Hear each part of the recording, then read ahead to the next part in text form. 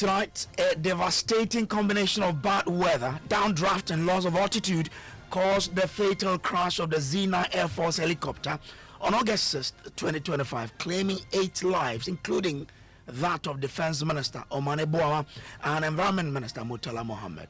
Sadly, thereafter, the helicopter that was flying up without any change in its power or in the pitch which we use to go up and down suddenly lost height and impacted a ridgeline at about 1370 feet above sea level. And this was about 6.5 miles from the destination, and this happened at 9:58. We'll bring you details of the investigative committee's report, as some experts describe some of the recommendations as unrealistic. All the recommendations are ideal recommendations, but they are not things you can more or less do, and they've all been exonerated. You can't exonerate the weather. Well, then we didn't have flight simulators, but how did you fly? How did you do it? If they recommend that we need a flight simulator for training, yes, but it is not mandatory.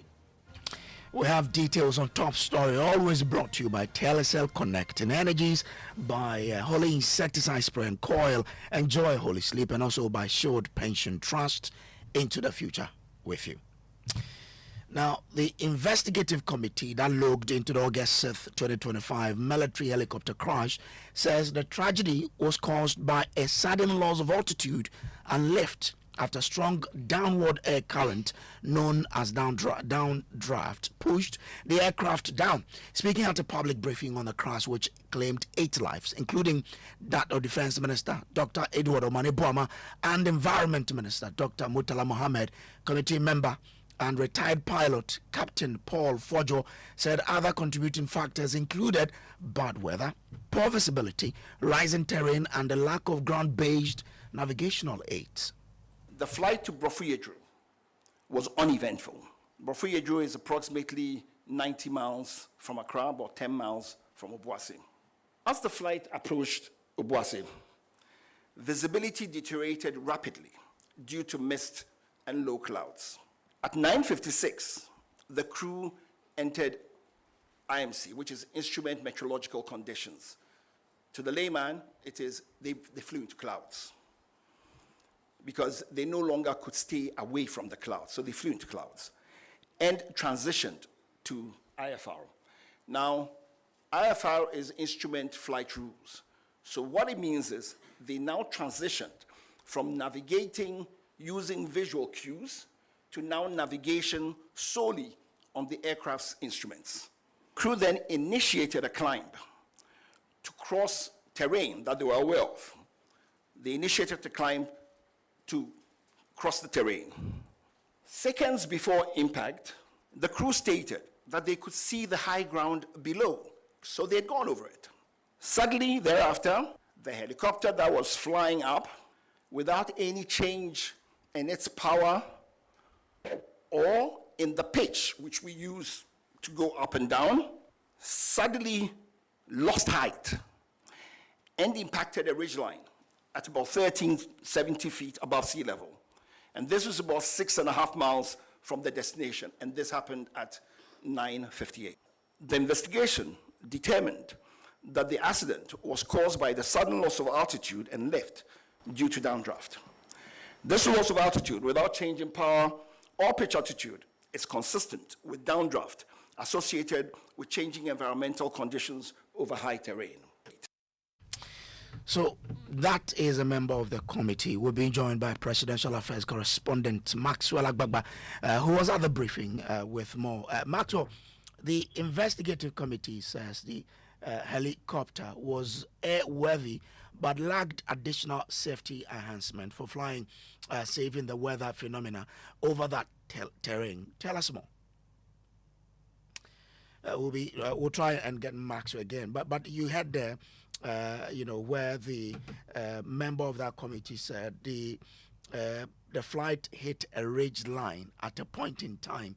We will be, getting more understanding into this. But again, when we understand the committee made it known that helicopter declared that they declared the helicopter as airworthy, but it lacked additional safety enhancement for flying safe in the weather phenomena over the terrain. Let's listen to the committee revealing this particular detail at this particular public hearing. But we have Maxwell Agbagba on the line. Maxwell, so we understand that the helicopter was airworthy, but there were some things that it lagged. Tell us more about that. Well, right, so the investigators say the lack of certain critical safety systems, they have reduced the crew's awareness of their surroundings during the flight. Captain Kojo, who is a member of the investigative committee, confirmed that the helicopter had been properly inspected and cleared for takeoff. In fact, he says on the day of the crash, the aircraft was declared serviceable and signed off by the captain. He added that a flight data report indicated all helicopter systems were functioning normally up to the moment of the crash. However, despite being airworthy, we are told that the aircraft was missing several advanced safety features that could have helped the pilots better navigate the environment. Now, these included a terrain awareness and warning system, an advanced navigation with terrain mapping, and an automatic flight control system. We are told the terrain awareness and warning system used in aircraft to prevent crashes into terrain, and it provides warnings, to pilots when the aircraft is getting too close to the ground or obstacle. Now, Captain Kojo says having this equipment could have improved the situational awareness of the crew. The helicopter was airworthy, but it lacked additional safety enhancements. For instance, the terrain awareness warning system. Now, the terrain awareness warning system, for instance, is predictive. So what it does is it tells you, warns you, it gives you a better picture of the situation and puts the pilots in puts them in a position to make better judgments, to be able to see everything and be able to foretell if there are any things that could possibly create a problem. But they lack the additional safety enhancements required for the weather phenomenon over that terrain. There was adverse weather, there was limited visibility, there was rising rugged terrain, with this terrain induced complicating factors, and there were no ground-based navigational route aids en route.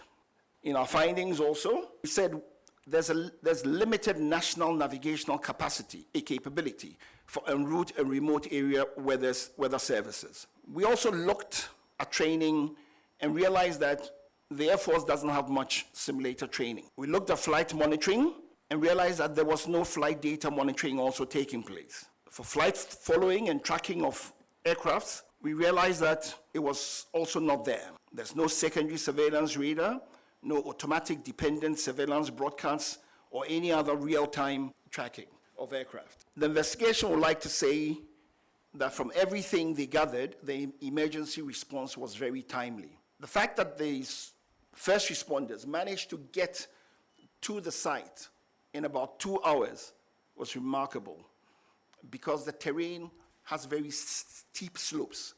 It was raining, it was slippery. So it wasn't the easiest thing to do.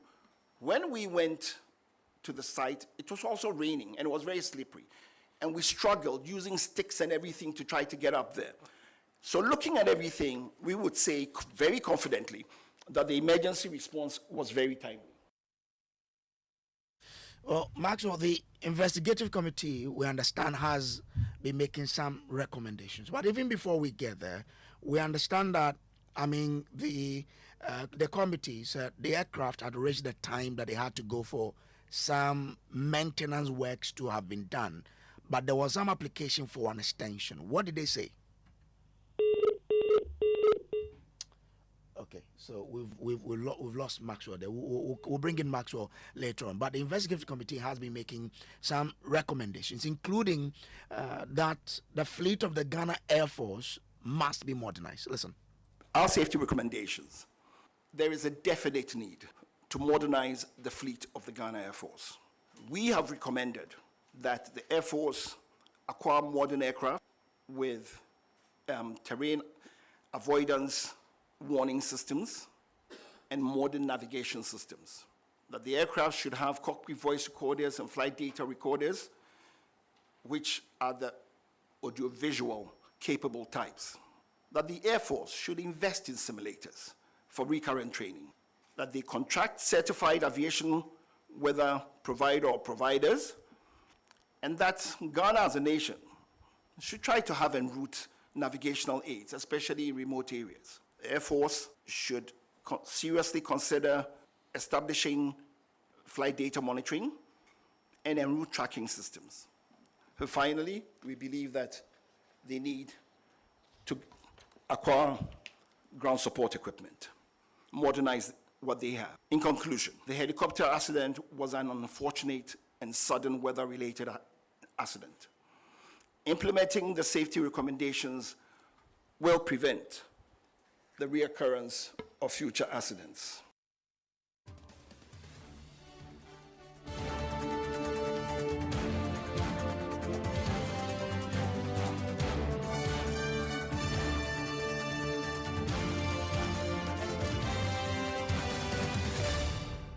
This is still top story brought to you by Telecel. Connecting energy is holy. Insecticide spray and coil, enjoy holy sleep, and also by Shield Pension. Trust into the future with you. Let me bring in Wing Commander Patrick Nelson Sogbojo, retired Ghana Air Force officer, to help us with some, understand this. I'm grateful to you, sir, for joining us here on Top Story. Now, I would want to find out from you. I'm sure you listened to the committee making their findings known plus their recommendations. First of all, you are an expert in this area. What do you make of all the findings the committee made plus their recommendations? Hello, Mr. Sobojo, do I have you? Hello, Commander, do I have you?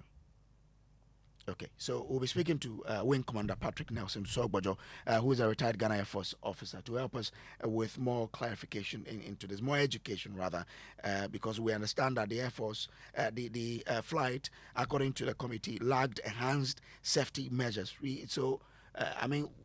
When we say it lacked enhanced safety measures, why did that happen? Again, we understand that the flight had reached a place where it was supposed to, get to a point of for going for servicing, but there was application for it to be extended. Let's bring in Wing Commander Patrick Nelson Sogbojo again. He joins us on the line. Wing Commander, I'm grateful to you for joining us here. I just want to find out from you your thoughts on the committee's, report that they've made available to all of us. I believe they have made a very comprehensive report, but there are certain aspects which I am not too happy. But let's get to the major ones.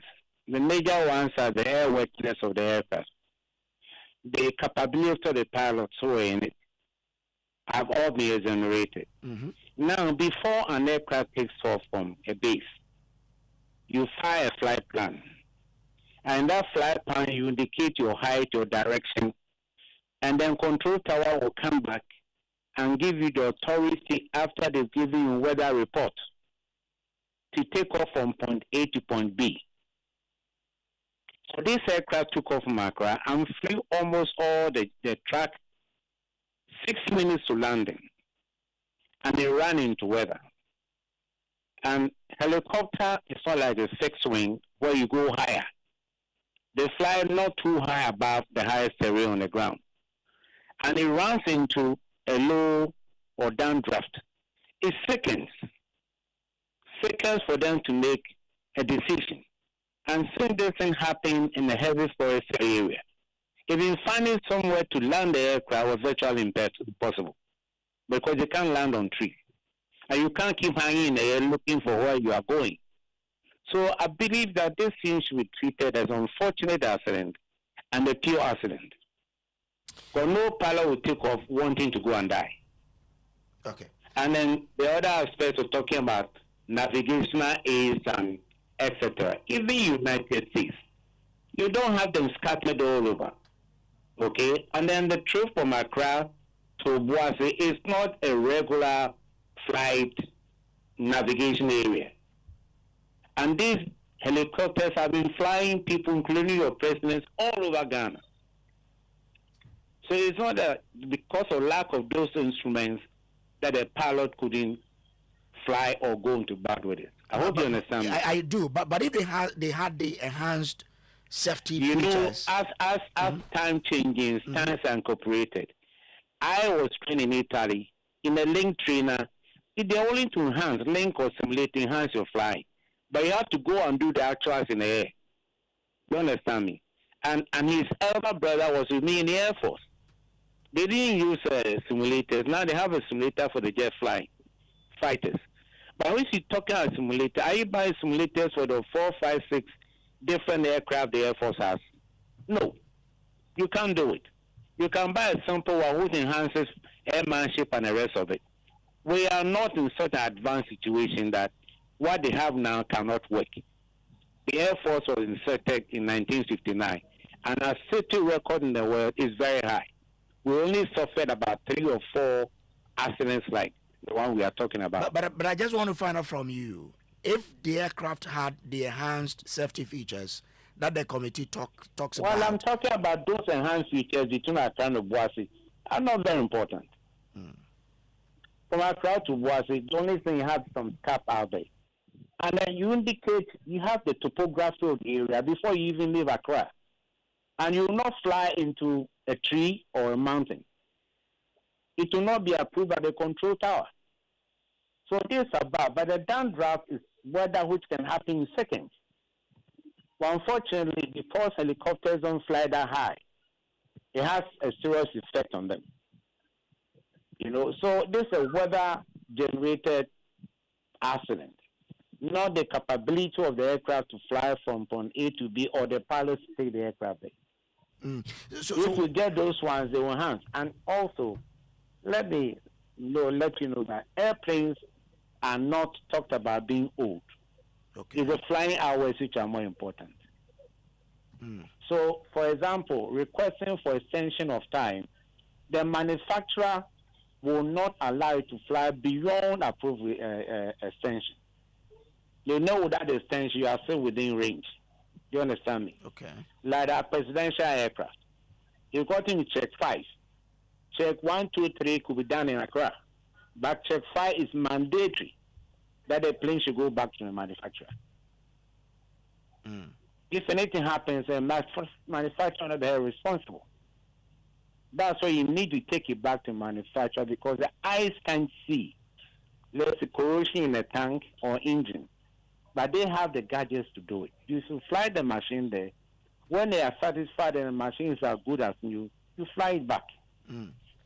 So what I say, I'm happy that the pilots have been generated, the aircraft is generated. Nobody has control over weather. So if this is weather induced, going forward, is there anything we can do to ensure that pilots who fly these choppers are well equipped in terms of the weather within which they are going to fly? Well, I believe you also heard that pilots are trained.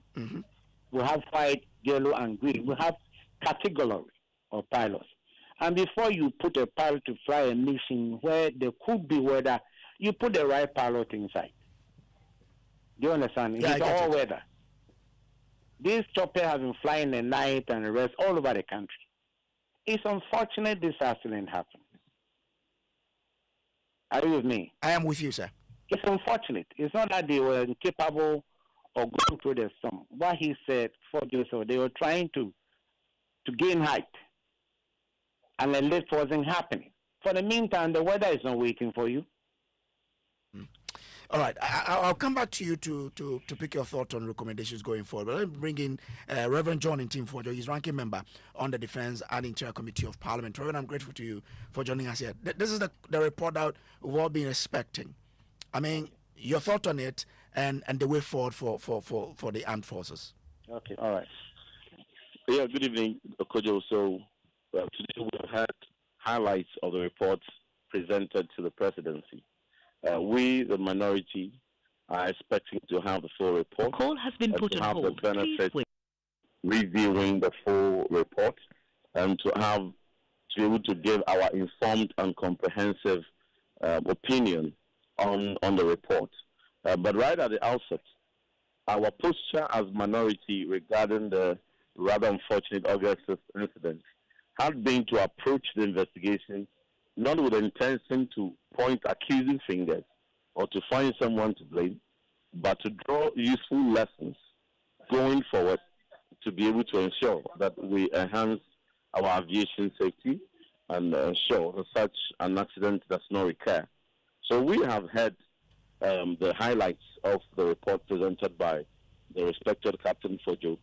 And so the committee will now sit with the leadership of the Ghana Armed Forces and the Ministry of Defense, when we'll be seized with a full report and we'll have a comprehensive study, and then we would state our position.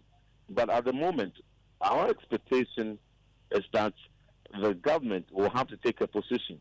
This is a committee's findings. They will have to take a position on the findings that have been presented to them, and then state a position going forward. What position?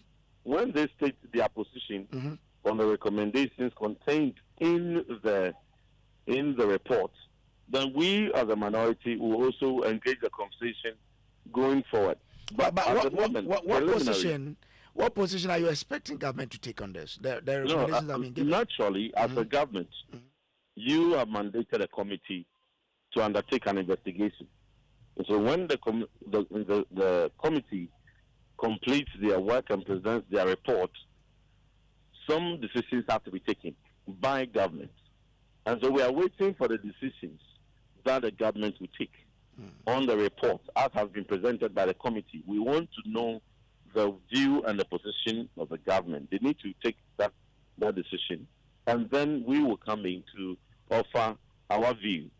And again, at the preliminary and at the highlights, what the country knows is that the committee is suggesting that the accident may have been caused by factors including adverse weather conditions and the fact that some enhanced avionic safety features lacking in that aircraft, if were present, may have suggested a different outcome. One thing they rule out is that the competence of the personnel on board, the crew on board, the pilots, were not in doubt. Those factors have been our position right from the beginning as a minority, that our pilots, our soldiers, are some of the most competent we have in the world, and that it would be highly surprising on our part if any investigation points otherwise or suggests otherwise. Okay. So that was ruled out. But the other factors that remain, the weather, the aircraft. And so those are the conversations that going forward, when we are seized with the full report, we will state our views. But at the moment, we are waiting on the position of the government on this report. And we'll carry on with the conversation. Reverend John Ntimfojua, I'm grateful to you for joining us here. He is ranking member on the Defense and Interior Committee of Parliament. Let me bring in Wing Commander Patrick Nelson Sobweja again. So, Commander, I mean, going forward, if you look at the recommendations, you say that, this is weather-induced. What would be your suggestion as to the way forward to ensure that when pilots are flying these choppers, something like this will not befall us again? Okay. I'm told that we've lost Wing Commander Patrick Nelson there, but you had Reverend John Ntimfojua earlier making the claim, making the point that they want to get government's position first before they can, but again, they want to be seized with the full details of the report before they can. Wing Commander is back with us online. So, Wing Commander, once you've educated us for us to understand that this is more of weather-induced, going forward, what would be your suggestion as to how we can get it right when the weather is not right or before the pilot fly the craft? For the pilot flying the aircraft, it's mandatory that he obeys instruction for the control tower. But when en route, weather changes, then for the pilot due to his training, able to evict himself from that situation. But in any other way, an accident can happen. It's not due to the incapabilities of the pilot or the machine. Because the weather, nobody has control of weather. When you are buying an airplane, I'll say again, they don't manufacture airplanes for the military and the civil. They are the same, basic. Now you, the operator who wants to buy the airplane, will have to ask them what you need into the aircraft, and they will fit them, and it will be an extra cost. But when you listen to the committee, they say that we don't have a live weather forecast for the pilot to really see ahead of him what is happening. Can't we correct that? That is not true. That's certainly not true. I mean, the control tower will give you weather reports, but between Accra and Obuasi, which station will give you repeated stations? Because when you are flying, there are stations and posts that you talk to. But a short distance between Accra and Obuasi, which gadget, who is going to talk to you? In aviation, Obuasi is under Kumasi. Do you understand it? Yeah, I understand. And this short trip, you will not have anybody telling you, talking to you about weather. If you're flying, let's say, from Accra to Bamako or to London, you are an instrument flying situation. And there are reporting stations where you report to them, then they give you weather. Okay? Or you can tune the space and then get it that way. But between local flights here, you know, I mean, when you take off from Kumasi, it's only Kumasi you can go. You go to Tamale, then Tamale will relay to Nyane, and Nyane will relay to Tamale. But you can't have the system, special flight of gadgets all over talking to. It's not possible. But mustn't this teach us any lesson about how we can fix this? Or it's not, it's beyond fixing? And I'm saying, how are you going to fix scattering visual aids and radio communication all over the country? It's not possible. Okay. I was training Itala, being in Brazil. I know the way it flies. There are those situations, but it's not possible. So it means that anytime somebody... The flight time between Accra and Obuasi, how many hours? And how many gadgets are you going to put on to try to look at the aircraft or talk to the aircraft? These are the ideal situations I'm talking about. They are all not applicable. Which means that if anybody encounters a problem like that, there's no salvation, right? From going from where to where? I mean, let's use Accra or Boise, and they get to a place where the weather gets bad. And then this weather situation is not prevalent. Weather situation can change anywhere. Yes, that's true. And it changes without warning to you. You're sitting in your studio. Suddenly there could be thunderstorms. There could be lightning. 3 miles away from you is free. You know, so I'm saying let's get into this area as if somebody was not doing his job well. It's an accident, it happened. This is the fourth time the Air Force had lost an airplane, you know, and all of them have gone through the same process. Maybe this one because of the passengers in that aircraft. I'm sorry, they lost their lives. I'm grateful. Are you okay with me? Yes, I'm okay. I'm grateful for joining us. Wing Commander Patrick Nelson Sogboja's retired Ghana Air Force officer. That has been top story for you. Brought to you by Telecel, Holding Insecticide Spray and Coil, and Shield Pension Trust. Up next is NewsNight.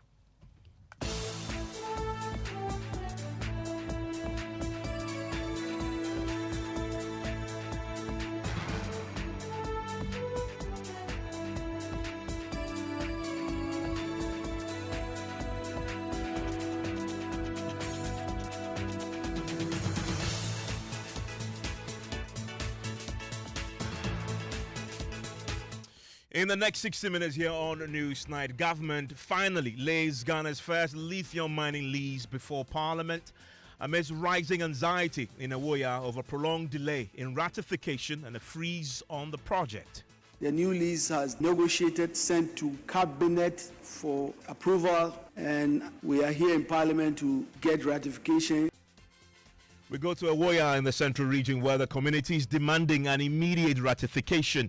We're here from the community where 2 years farmers cannot expand their farms, families are trapped in unfinished homes, and the community's future is on hold due to the parliament's delay in ratifying the lease of Ghana's first lithium mining project. 2 years deprivation from undertaking any economic activity. No farming, no building, no project. Everything is no. More in our latest series, Hope on Pause, the Lithium Promise. Still in Parliament, Majority Leader drags Apenyo Markan before Privileges Committee for contempt of Parliament for attending ECOWAS Parliament session despite his name being removed from Ghana's official delegation list. 31O specifically is what I intend to base my complaint on. 31O says any of the following acts or conduct constitutes contempt of Parliament or breach of parliamentary privilege. Also coming up tonight, VAT tweaks, COVID levy lapses, and a peek into Ghana's financial crystal ball will bring you what to expect in the 2026 budget to be presented on Thursday, 13th November. Mr. Speaker, aside the high VAT rate, businesses are not permitted by law to claim their input VAT for NHIL, Get Fund, and COVID levy, compounding the burden on households. Our VAT regime has been distorted and rendered inefficient. And in business, we'll get you more details about plans by the Finance Minister to propose a marginal reduction in the VAT rate. And in sports, Captain Jordan Ayew and Mohamed Kudus left out of Ghana's squad for Asia friendlies. And we'll tell you why, though, because we're all looking forward to Kudus playing in those games. You want to stay with us here on NewsNight. Send me your thoughts, 055-11-11997. It's the WhatsApp line. My name is Mensah. My name is Ofori. And we are back after this. Fix me go betete Ghana. No gari, no oil, no plantain, just beans then eggs. Hey, brah, that be dangerous combination, no? Problem no day. I feel handle am. For Telecel, with the Bob say everybody gets what they like. That be why Made For Me bundles day. Based on your usage, you get your own data and call packages. Fala! Made For Me bundles like the way you want them. That *530# then buy Made For Me bundles today. Telecel, connecting energies. Couldn't sleep at night. Mosquitoes will be whining my ears, bugging me all night long. Till I got a remedy. Now I'll be spraying them away with holy insecticide spray. I go spray them away with holy insecticide spray. When I sleep, with holy insecticide spray. Holy mosquito coil, holy multi-purpose insecticide spray. Ghana Kron Kron. For bulk purchase, call 0302-681582. This advert is FDA approved. No matter the ride you love to steer, be it a truck, bus, private car, trotro, tricycles, or even generators and heavy-duty plants, it deserves Solux Eco first. Solux Eco works with both petrol and diesel, keeps your engine running smooth, improves fuel economy, and repairs are less, gives better performance and nothing less. Solux Eco protects your car while keeping the environment clean. Plus, it's super affordable. When you hear Solux Eco Advanced Fuel Conditioner, it's to drive more and spend less. Solux first, fuel after, that's the magic to move. Cleaner engines, better mileage, fewer repairs. For bulk purchase, contact Nationwide Technologies on 025-611-7589 or 025-611-7588. Solux Eco. Drive more, spend less. Announcing Ghana's first unlimited photocopier leasing. Yes, from just 983 Ghana cedis, you can lease a multifunctional photocopier and print unlimited. Yes, unlimited and free paper every month. Guess what? That's not all. Toners, repairs, and maintenance all are free. And oh, I'm not kidding at all. And we cover the whole country. Yes, the whole country. What are you waiting for? Just visit us at www.valexlease.com or call 0244 6440 4048. I repeat, or call 0244-644048. Remember, terms and conditions apply. Valix Lease, affordable document management solutions. No matter where we are, Africa always calls us home.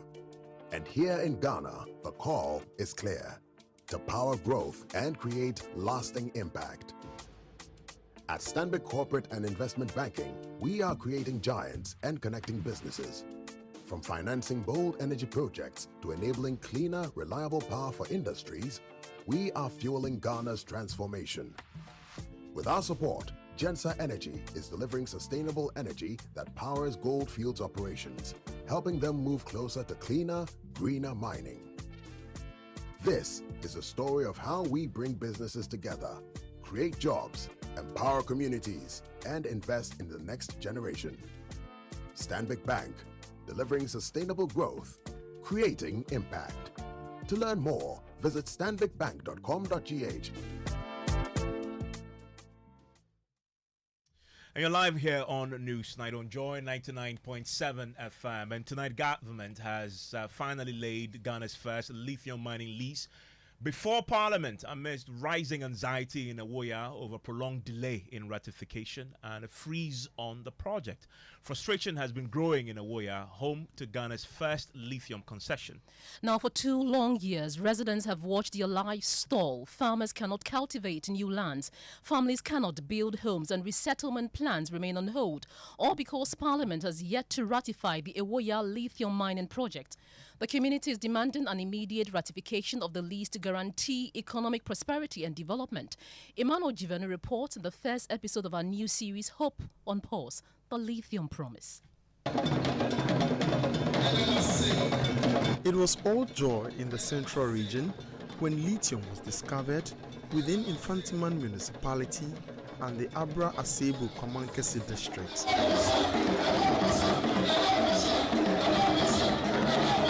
This thing is going to benefit us and is going to provide us a lot of jobs. But 2 years on, that joy has turned into deep frustration. The delay in ratifying Ghana's first lithium mining project has frozen all activities in the Awoya. No building, no farming, no development, just waiting.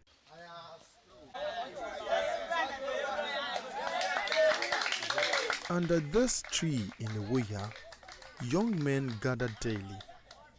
It is their usual sport, once for laughter and plans, now for venting their frustration. All they can talk about is the moratorium and how it has frozen their plans. Among them is Richard Mensah, a father of 4, and Kwabena, a farmer. Both men are struggling to understand how a promise of development has left them with nothing. Richard leads us through overgrown weeds to what was meant to be his family home. Now, just a pile of weakening cement blocks. These are my cement blocks. I bought them to build a home for my 4 children, but the moratorium has stopped me from developing the property.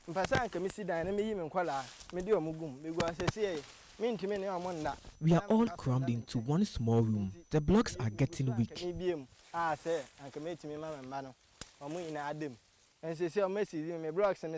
He points to the red marking sprayed across the block, the official sign of a freeze on all development. He says he and his uncle bought 4 acres to build and farm on, but all that has come to a standstill. We bought 4 acres of land so we could farm and build on it, but they have stopped us. They have brought us nothing but problems. I feel like crying. I'm the eldest and I'm supposed to lead the way for my younger siblings to emulate, but look at me now. Like many in Awoya, he once worked with Atlantic Lithium, the company that discovered the precious mineral. But when the project stalled, so did his job. One day, they just told me not to come to work again. And before you know it, they won't call you back.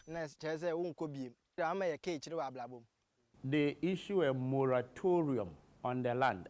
From that day, you can't farm, you can't build, you can't undertake any economic activity. So the mine takes stock of every property from the date of the moratorium. So if you go and do something new after that date, it's classified as spurious or speculative. That is, you are deliberately doing it so that you qualify for compensation.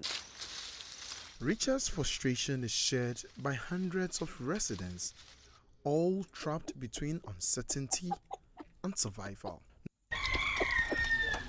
Not far from Richard's land lives Kwabena, a farmer and a hunter. His story mirrors Richard's. My family gave me this land to farm.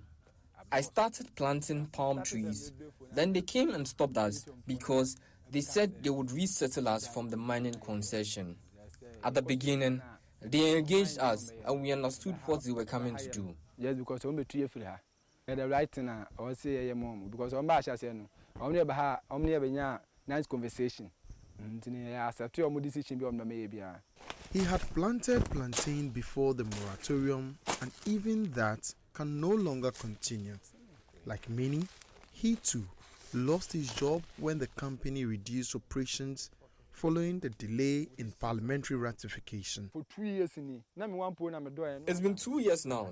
I would have cultivated 4 more acres if the moratorium had not been imposed. I've lost out on so much. 2 years deprivation from undertaking any economic activity. No farming, no building, no project. Everything is no. So we even had to come in to go and negotiate that. Fine. Let them do this petty food crops like maize, like people were going to starve. In October 2023, government granted Atlantic Lithium a 15-year mining lease for the Woya Lithium project. But before operations could begin, Parliament's ratification was required. 2 years on, that ratification is still pending. They've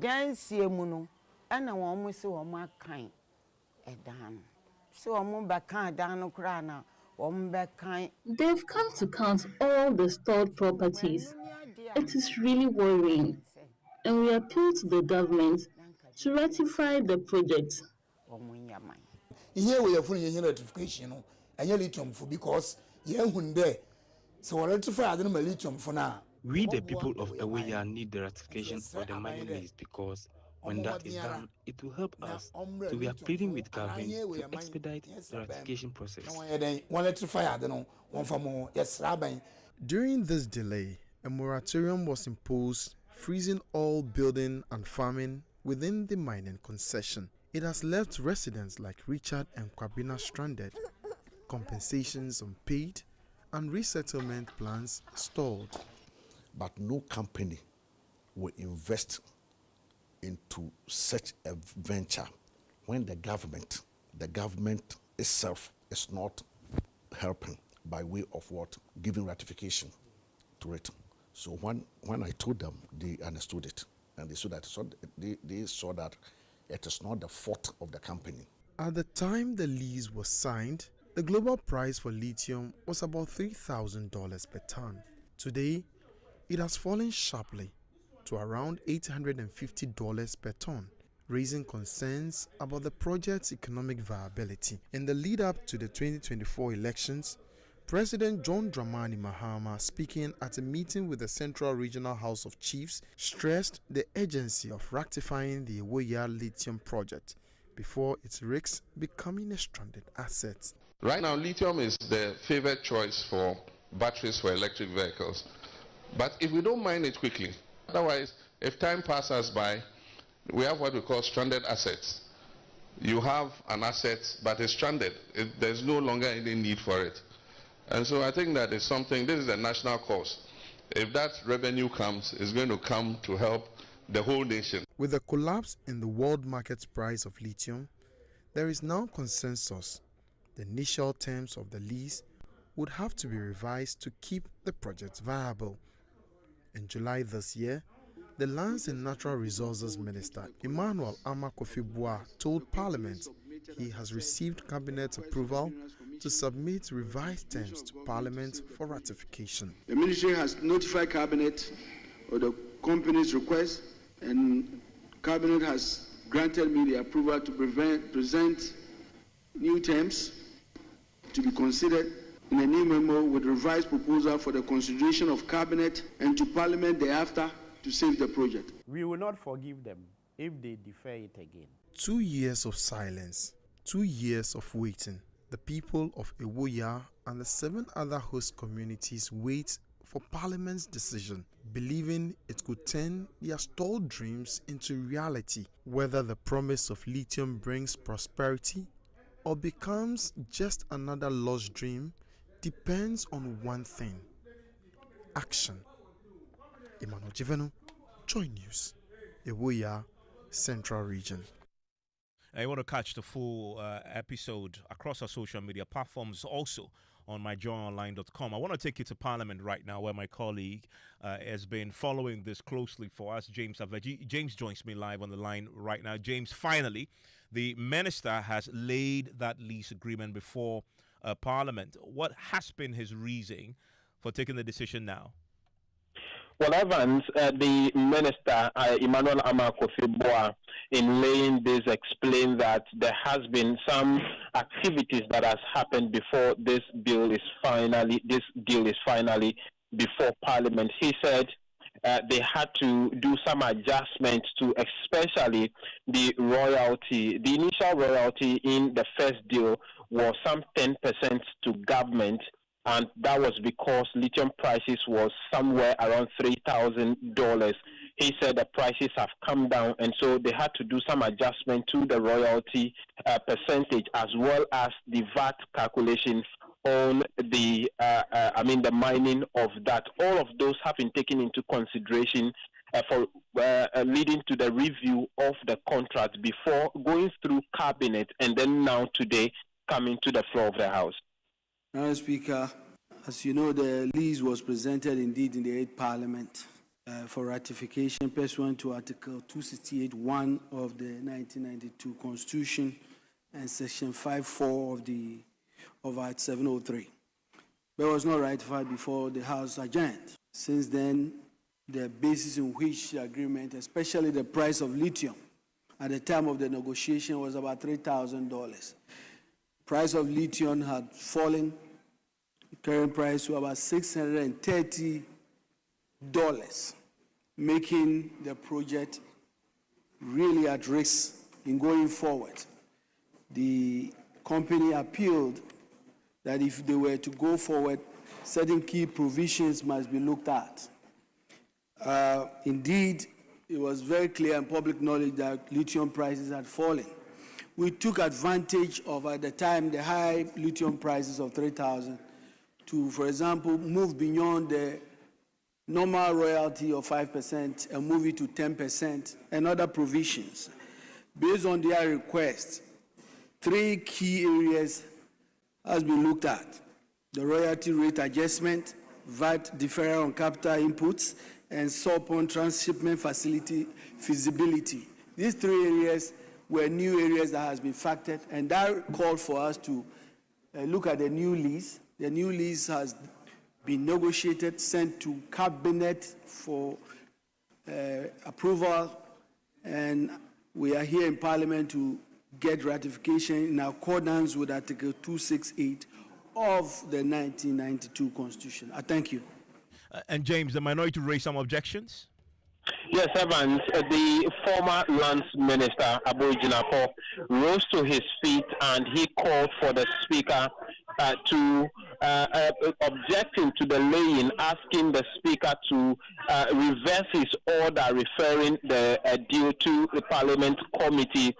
His argument has been first on the political basis that when they brought this deal, the minority at the time had raised serious objections to the terms of the agreement, And so he wants to know what has changed between then and now, also raising similar objection about that. It is on that basis he wants the Speaker to reverse his decision on this particular referral to the committee.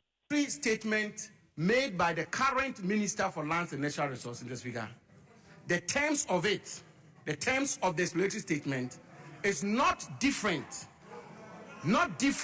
from the terms of the explanatory statement I made in this House as Minister for Lands and Natural Resources.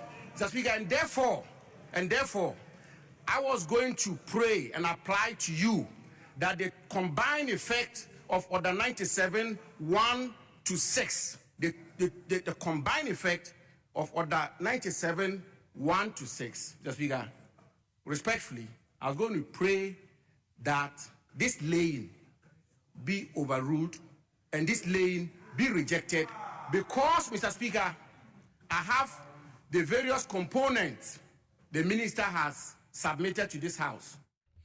And James, what was the Speaker's ruling on this? Evans, the Speaker stood by his decision on this referral. His position is that if the committee works on the deal, it will come back to the House for more debate before final approval. And so he insisted that it stays late. It would have some 21 days to mature, and then it will be brought back to the House for further reading and the debate, and then there would be an approval or otherwise. James, thank you very much. I want to bring in Dr. Frank Boateng. He is the acting director of the Institute of Mineral Resource Investment and Governance at UMAT. And thank you, sir, for your time here on NewsNight. So we heard from the community earlier. They want this ratified as soon as possible. This finally has been laid in Parliament for consideration. We've just seen the political play being rolled out before our eyes again, as you just heard there, the former Land and Natural Resources Minister. How crucial is it that Parliament considers this within the context of what we've heard from the community? Thank you very much, Evans, and good evening to your listeners. Before I answer your question, I just want us to take this from, my context or what every Ghanaian is looking at. Unfortunately, we do more politics and more politics, and everything affects this country and the citizens. Let's look at this. Ghana had an opportunity to have had this deal gone through. For 2 years, a company has spent $68 million in sunk costs. If you look at the company's point of view, let's come to government. Royalties up to 10%, we've lost it. Free carried interest, 13%, we've lost it. Mineral Income Investment Fund, representing government of Ghana with 6% shares, we've lost out on dividend payments. Let's go to the community. The community folks can't farm, they can't do anything. Over 100 local staff have been laid off. And we are still doing politics with this. This is not good.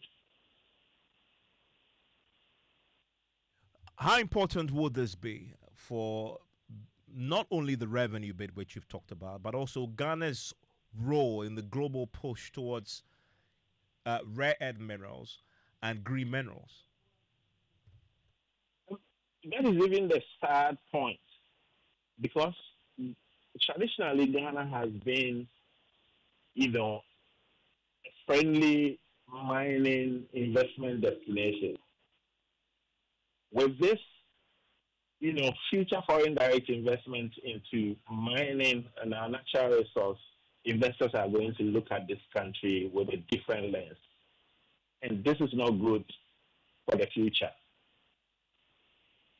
The minister today, please proceed. Yeah, looking at it from this, look at what we've lost. Because now we are in Parliament again, looking to renegotiate. Because the lithium price has gone down by 80% since 2022. So definitely, government needs to step down on some of the terms that were agreed on. So because we did politics for 2 years, we've held on with this, and we are losing as a country. And you're right on that point. The minister today makes a point about the global collapse in the price of spodumene. By the way, that's a raw ore that lithium is extracted from. And he makes the point that because of that, they are coming now with revised lease terms. Do you support that? No. So let's look at this.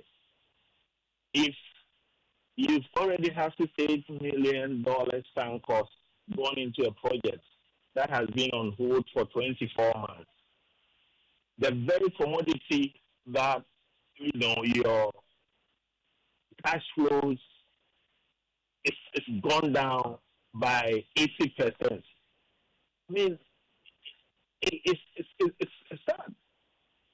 I mean, so as a country, we have no option now to meet Atlantic Lithium halfway.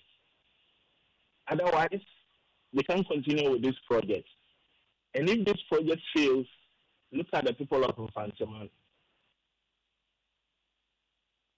Dr. Frank Boateng, thank you very much. He's the acting director of the Institute of Mineral Resources, Investment and Governance at the University of Mines and Technology. You want to catch the full episode of our series is across our social media platforms. Let's stay in Parliament, pal. And the majority leader in the House, Mahama Ayariga, has cited Minority Leader Alexander Apenyomarkin for contempt of Parliament, calling for his referral to the Privileges Committee. The Majority Leader's action follows Mr. Apenyomarkin's attendance at the ongoing ECOWAS Parliament session, despite his name being removed from Ghana's official delegation list. Mr. Ayariga argues that his colleagues' conduct constitutes a breach of Order 31 of Parliament's standing orders, which governs members' adherence to official assignments and parliamentary directives. Specifically, is what I intend to base my complaint on. 31O says, any of the following acts or conduct constitutes contempt of Parliament or breach of parliamentary privilege. Any act or omission which affronts the dignity or authority of Parliament, or which tends either directly or indirectly to bring the name of Parliament into disrepute. So an act that affronts the dignity or authority of Parliament, or which tends either directly or indirectly to bring the name of Parliament into disrepute. Mr. Speaker, I think somewhere on the 22nd of July, this House passed a resolution constituting the delegation of Ghana to the ECOWAS Parliament, ECOWAS Community Parliament. Mr. Speaker, if you recall, we had removed the name of the Minority Leader, Honorable Apenyomarkin.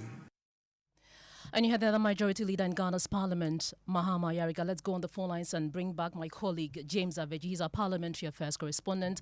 James, what was the minority's reaction to what Mahama Ayariga said? I lost you briefly. Was just asking what are the minority reacted to what Mahama Ayariga said on the floor today?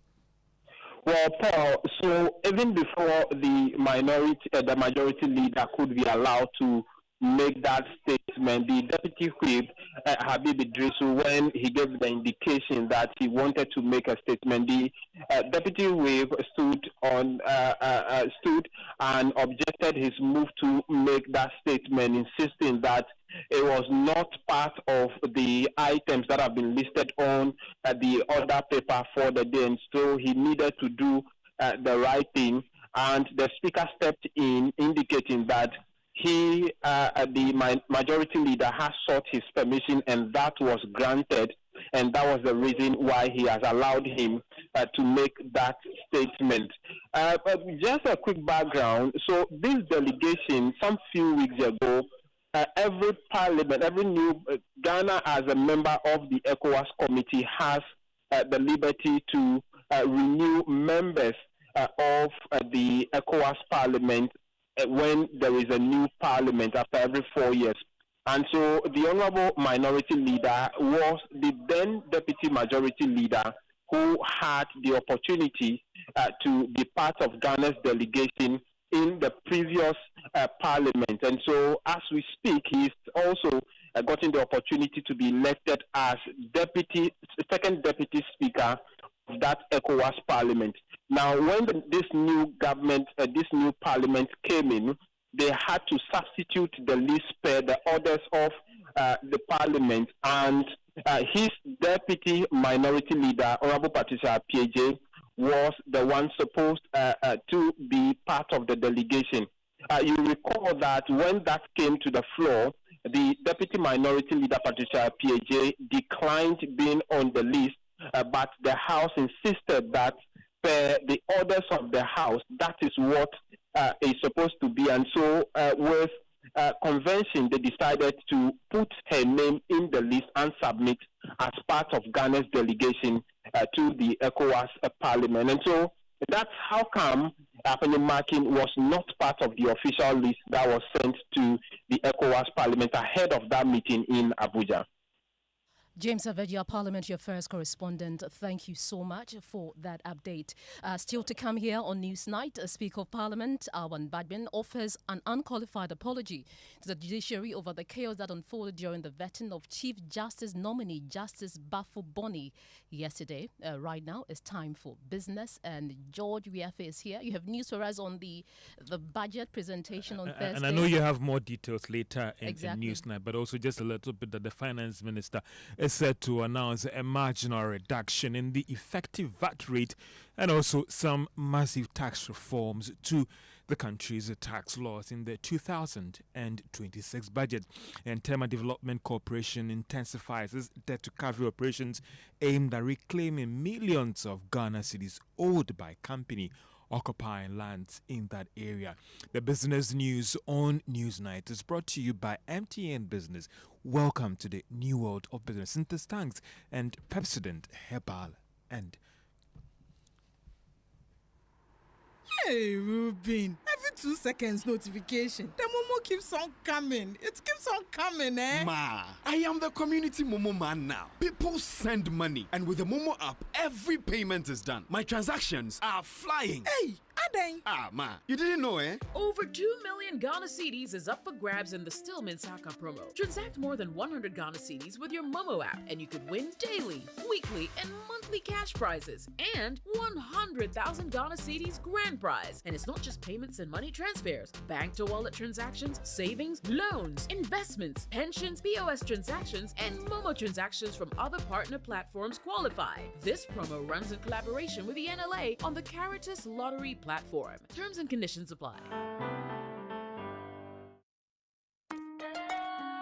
Son, we are so proud of you for setting up this hospital. I really love those hospital beds and waiting chairs. By the way, did you import them? No, Dad, I didn't. I actually got them from Kindle Books and Stationery right here in Ghana. Wow. We also bought our office supplies, safes, executive desks and chairs from Kingdom, and they gave us expert advice on how to set up our office. Guys, that makes 3 of us. I also got our sofa and bedroom sets, plus our dining hall furniture for our new home from Kingdom. Wow, Mom, that makes 4 of us. I usually get my stationery items from Kingdom. And my teacher also mentioned that our classroom furniture was provided by Kingdom. So there you have it. Whenever you're thinking about setting up an office or acquiring furniture for your home, etc., Kingdom Books and Stationery should be your first port of call. With over 40 years experience in the industry, we stock and supply a wide variety of globally sourced office and home furniture, stationery and equipment. Visit our head office, Takweje, Osu near the Osu Cemetery, Tema near Community 4, Takoradi opposite Vijay Mays Plaza, Cape Coast, University Bookshop, Bookshop, Spintex Road near Absa Bank, Atomic Centerpoint Mall, Winneba University Campus, KNUST, the University Bookshop, and Santasi in Kumasi. You can also visit our shop online, www.kingdomstoreonline.com. Hurry while stock lasts. For further inquiries, contact us on 050-162-0810 or 0302-764-101. Email info@kingdomgh.com. Kingdom Books and Stationery Limited, where quality and affordability is assured. Terms and conditions apply. At Star Oil, we believe fuel is not just a commodity, it is a lifeline. Every cedi saved at the pump is a cedi that helps a mother send her child to school. A farmer transports food to the market, or a young entrepreneur deliver their first order. Our mission is to make fuel more accessible by offering consistently competitive prices, helping ease the financial burden on Ghanaian households. In a country where transportation costs can consume nearly a third of household income, this is not just business. It's a social responsibility. Star Oil, still quality and affordable fuels for all.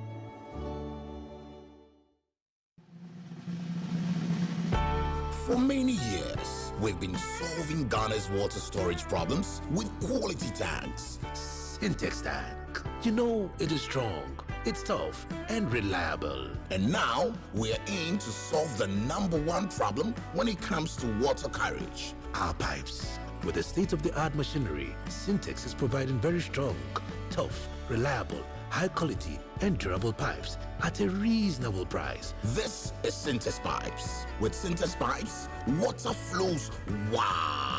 I mean, ta-ta-ta-ta-ta-ta-ta-ta-ta. If they carry water, no wahala. With Syntex Pipe, our water problems are solved. Syntex, are you strong? Are you tough?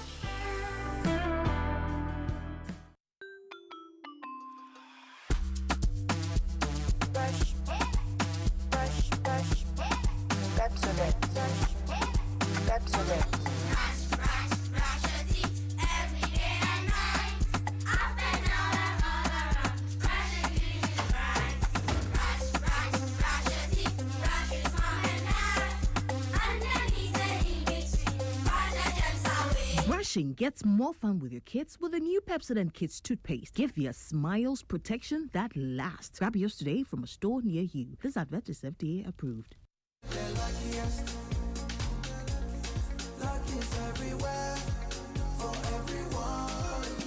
This year is going to be sweet. I don't just feel it, I know it, because the Luckiest Season 3 is back. And I'm about to show you how to grab your golden ticket. Just dial *712# and follow the prompts to purchase your ticket. Or go to theluckiestafrica.com, hit community tickets, and pick your lucky number. Or let the system do its magic. Choose how much you want to spend from 1 to 5,000 Ghana cedis. You can even buy a ticket for someone else. Be someone's hero. Payment? Easy. Mobile money in Ghana or card if you're international.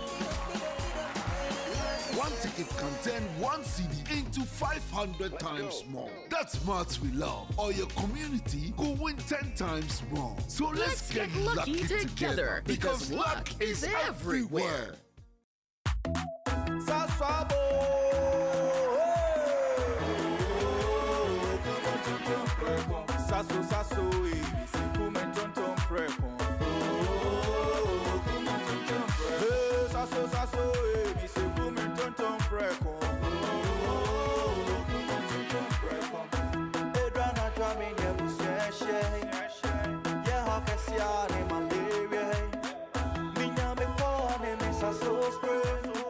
Every mosquito study run away.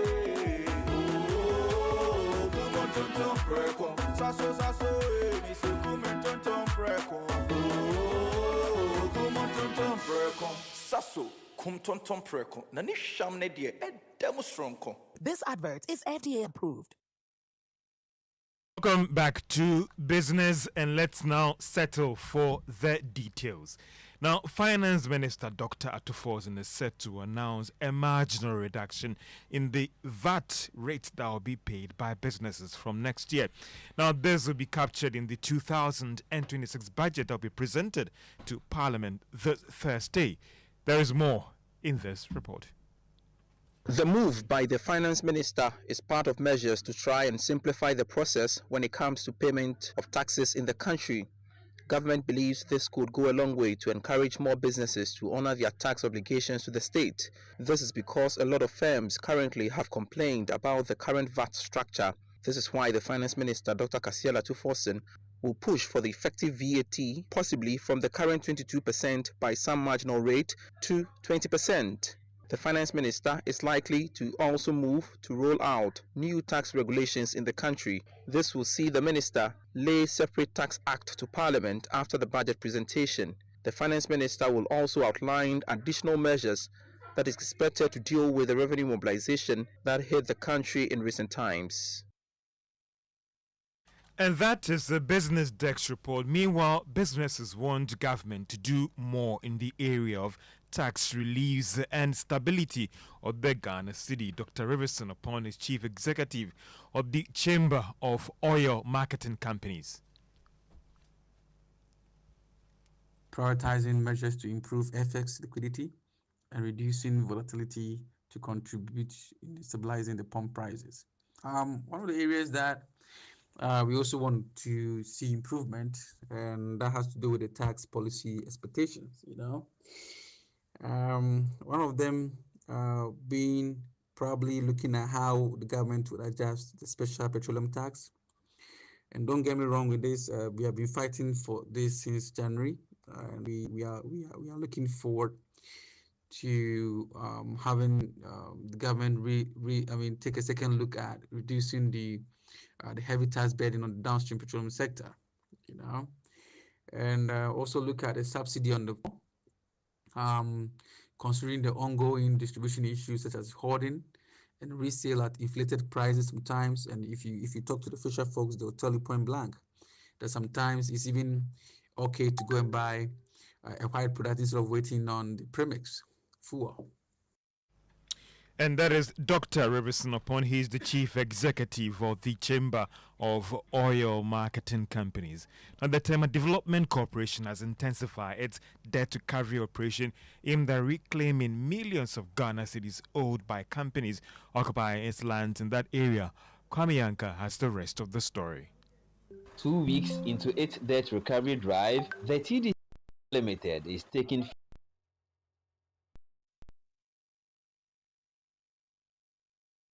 I apologize for that challenge with that sound. And the Chartered Institute of Banking Ghana has revealed that only chartered bankers will be eligible to serve as branch managers or hold other senior level banking roles in the short to medium term. Disclosing this on the sidelines of the 29th National Banking and Ethics Conference, Chief Executive of the Institute, Robert Jatto, noted that the Institute is in collaboration with the Bank of Ghana and the Ghana Association of Banks to enforce these proposed reforms. The Chartered Banker qualification, that's the ACIB, is now a compulsory qualification for all those working in the banking industry going forward. And GAB, Bank of Ghana, Chartered Institute of Bankers Ghana, we are completely aligned on that. And as you heard in the governor's speech, that was re-emphasized. So over the next 5 years, you must be a chartered banker to be a branch manager. And that would then be scaled to all other job families going into the future. Because if you look at the Bank of Ghana fraud report, we really need to ensure that we put ethics and sustainability at the heart and center of our industry. And so that is Robert Jatto. He is the chief executive of the Chartered Institute of Bankers, actually talking about a new measure and trying to help improve the industry. And let's get back to our earlier story where the Tema Development Corporation was actually rolling out some intensified program aimed at reclaiming their lands in that area. And that's all for business on NewsNight. And thank you very much, George. You're live here on NewsNight. It's on Joy 99.7 FM. And we can do some sports now. What were you saying earlier about Kudu's not being selected or Yeah. not being called? What is it? Yeah, so unfortunately, Captain Jordan Ayew and Mohamed Kudus, they've been left out of the Black Stars squad to face Japan and Korea. Kudus is injured. You remember he missed Tottenham's game against Manchester United last weekend. Jordan Ayew, no official communication has yet been given as to why he's absent. But they are not the only absentees. Thomas Partey is also missing from the squad. Alexander Jiku is also missing from the squad. Fatah Isahako and Iñaki Williams are also missing. But those who are in fact, there are 3 debutants in the squad. There's a Czech Republic-based striker, Prince Kwabno Owusu. He plays for Victoria Pilsen. He scored 6 goals so far this season. He's part of the squad. He's joined by fellow debutants Kelvin Nkrumah of Midyama Sporting Club. He's featured 9 times in the Ghana Premier League this season. He's played all the games for his club this season. And then there's Prince Osei Owusu. He plays for FC Montreal in the Major League Soccer. That's the MLS, same league that Lionel Messi plays in. And he scored 9 goals in 31 appearances so far this season. Ghana will face Japan on Friday before they'll travel to Seoul to take on South Korea next Tuesday. Now, there's trouble in the Nigeria camp as the Super Eagles. Their preparation for Thursday's crucial 2026 FIFA World Cup playoff game against Gabon in Morocco has been thrown into disarray following the players' boycott over unpaid bonuses. The full squad, including officials, did not train earlier today in Morocco due to unresolved issues with outstanding payments dating back several months. The Nigerian Football Federation, NFF, they have yet to issue an official statement, but sources within the federation suggest that emergency talks are underway to resolve the impasse. Now, Portugal striker and captain Cristiano Ronaldo, he's confirmed that the 2026 World Cup will be his last. The 40-year-old has now scored 953 goals for club and country. Also said he will retire from football in 1 or 2 years. Next year's World Cup taking place in Canada, Mexico, and USA will be Ronaldo's 6th. The moment is good. As I tell you before, I feel very good in this moment. I score goals. I still feel quick and sharp. Enjoy my game in the national team and Al Nassr. But of course, let's be honest. When I mean soon, it's probably 1-2 years. I'm still be at the game. So you expect this World Cup to be your last? Do you? Definitely yes, because I will be 41 years old, and I think will be the moment, and in a big competition, that's I don't know yet. As I told you before, I'm enjoy the moment, but when I mean soon, it's really soon. Yeah, that's Portugal captain, legend Cristiano Ronaldo. When you hear Ronaldo, you have to ask yourself, has Messi indicated when he's retiring? Do we know? We don't. We do know. But we know. But I'm sure if Ronaldo ends, he also goes. Yeah, but we know he's also certainly going to the World Cup. Yeah, he's going. Okay, you can guess that will be his last World Cup also. Yeah. Interesting. And Pearl says she is sad that he is planning on retiring. Well, I love Ronaldo. We love Ronaldo. We love Ronaldo. Yeah, we are the Ronaldo fans. I'm not sure where I stand on Ronaldo question. Although he was at Man United and loved him, I think his return sold that image slightly for me. The love just went to bed, sort of reduced by about 50%. That's a lot. Yeah, because he did a lot of damage when he. That's came Ten back. Hag's fault. It's not Ronaldo's fault. Ten Hag's fault. Yeah. Well, Ten Hag didn't ask him to do that interview, but he did. Anyway, that's Cristiano Ronaldo. Thank you very much. And you're still live here on NewsNight. It's on Joy 99.7 FM. And Pearl, we are counting down to the 2026 budget presentation on Thursday, and this budget is expected to be heavy on VAT rationalization, which could pave the way for the removal of the COVID-19 levy, which President Mahama promised to scrap. Now, joining sources say the new VAT structure will no longer be a cost to businesses, with a flat rate system expected to be abolished. Joining researchers details of the new VAT, but first, let's hear from the Finance Minister, Dr. Kasiel Atofosing, when he promised these reforms in the 2025 budget. Right Honourable Speaker, we commit to the people of Ghana and this House, the business community, that we will undertake a comprehensive value-added tax reform this year, with the aim to review the current distortions and cascading structure of the value-added tax regime. Ghana's effective rate, VAT rate, is about 22%. This is obviously because the 2.5% Get Fund levy, the National Health Insurance levy of 2.5%, and the COVID levy are well added to the base for a final determination of what is due for VAT purposes. So, Speaker, aside the high VAT rate, businesses are not permitted by law to claim their input VAT for NHIL, Get Fund, and COVID levy, compounding the burden on households. Our VAT regime has been distorted and rendered inefficient. And head of research here at Joy News is Isaac Kofieje. So, Isaac, what do we know about these new VAT structure? Also, per our sources, this new VAT structure will be heavy on standardization. And you heard from the finance minister who said that the big problem has been the cascading effect. So with this new VAT structure, unlike the current one where we have COVID-19 levy, NHIL and Get Fund levy being added to the base product before VAT is charged, that is going to be removed. And so you have the COVID levy, which will be out completely, but when calculating the VAT, the Get Fund levy and the NHIL will not be added to the base, price of the product before VAT is charged. So essentially, this new structure will mean that the effective VAT rate will be reduced from 22% to about 20%. There will be standardization. The flat rate will no longer be there. And then we are also expecting, according to sources, that there's going to be some 0% VAT for mining companies who are hoping to do exploration in Ghana. And is this likely to affect government tax revenue for the next year? And if yes, how? Well, so definitely, if you look at the tax structure of the country, the tax revenue structure, VAT plays an important role. So with this new rationalization, COVID-19 levy will no longer be added. That rationalization will mean that NHIL and Get Fund will not also be part of the calculation. So that will mean that it's going to affect the projected, revenue for VAT for 2026. But per what we are gathering from our sources, government is hoping to close this gap that will be created with what they call compliance, because they believe that the current cascading structure of the VAT doesn't warrant compliance. And so once they are able to restructure it, compliance should be able to, cater for the gap that will be created.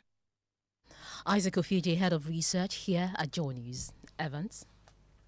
It's live on NewsNight. It's on Joy 99.7 FM, and this will be in Parliament. We're going to be all over it for you, starting in the morning as far as the coverage of the presentation of the budget is concerned, and we're building into that with the series. And talking about Parliament, the Speaker there, Abun Bagbe, he's been offering an unqualified apology to the judiciary over the chaos that unfolded during the vetting of Chief Justice nominee Justice Paul Bafoboni on Monday. And this is not the first time vetting of a nominee turned chaotic in Parliament, because if you recall a few months ago, the vetting of Health Minister Kwabena Mintah Kando and the Foreign Affairs Minister Okudito Blakwa both turned into fisticuffs. Similarly, the Majority Leader Muhammad Yariga's consistent objection during the opening of the vetting of the Chief Justice nominee yesterday, when he attempted to read a statement, as you know, stalled the process for 3 hours. Well, today we've heard from the Speaker. He says Parliament is sorry. This morning, my attention was drawn to a few things. And I've come to deliver an apology on behalf of the Parliament of the Republic of Ghana to their lordships and leaderships, the members of the judiciary who were present during the proceedings of the Appointments Committee held for the vetting of the nominee for the office of Chief Justice. Honorable members, this, as I mentioned, was brought to my attention, and they referred to certain comments and conduct of some honorable members during the said proceedings, which may have appeared discourteous or disrespectful to the distinguished members of the judiciary in attendance. Such conduct though not representative of the collective will of Parliament, is regrettable and inconsistent with the decorum expected of members under the standing orders of the Parliament of Ghana. Honorable members, the standing orders enjoins members to maintain order and decorum in the House. And he also served a notice today that he will crack the whip the next time this happens. And I just want to ask you, what would you do if you didn't have water flowing through your tap for 2 years? That's going to be difficult. Water is life. If you can't afford to drill a mechanized borehole, then God is your only salvation, I guess. Well, for nearly 2 years, residents of Bachuna East and Central have endured a worsening water crisis that's taken a serious toll on their health and finances. Many say cases of typhoid, skin rashes and diarrhea have become common as they are forced to rely on rainwater and pay exorbitant prices to private water tankers. Now weary and frustrated, the residents say their patience has run out. My colleague Noela Karinyali has more in this report.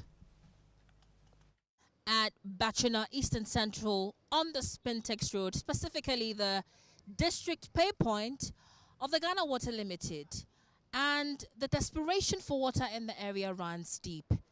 Residents say they've forgotten what it feels like or looks like to turn on the taps and see water flow.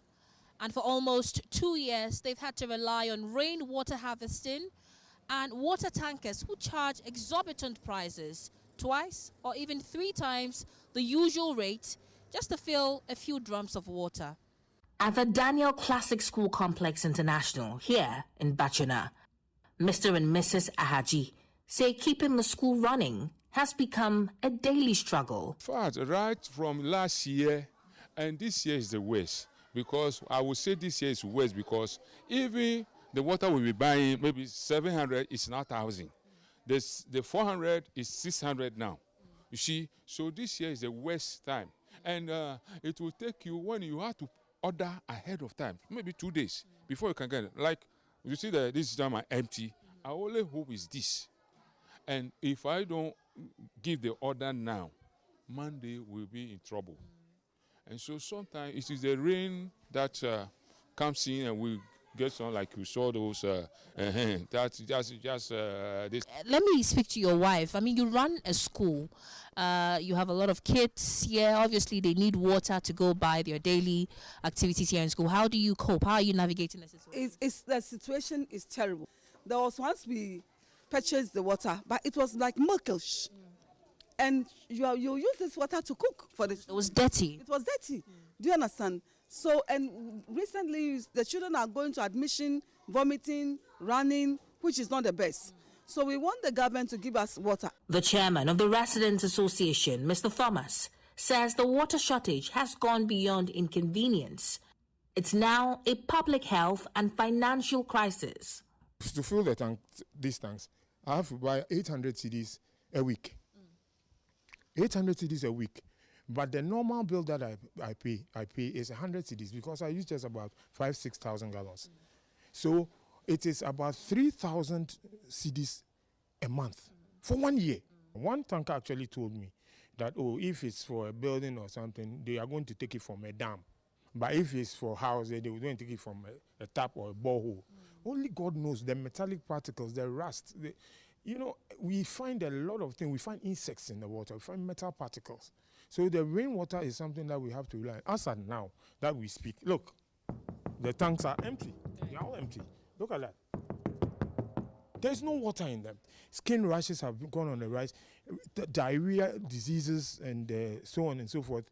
Vomiting. Many here believe the situation has dragged on for far too long. Frustrated and losing patience, residents say they are ready to take stronger action if authorities fail to restore a steady water supply soon.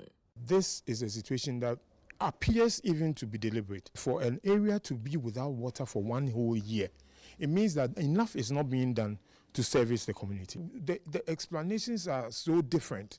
So we have realized that there's the need for us to take our lives into our hands. So we are likely to take it up to a higher level. I mean, we are in a community, we are in Tema West. So therefore we have an MP. We have recourse to other means. We have the Tema regional authorities. We have the head office. We have the PURC. From Bachona Eastern Central, here on the Spintex Road, I'm Noella Kareniali, and this is Joy News.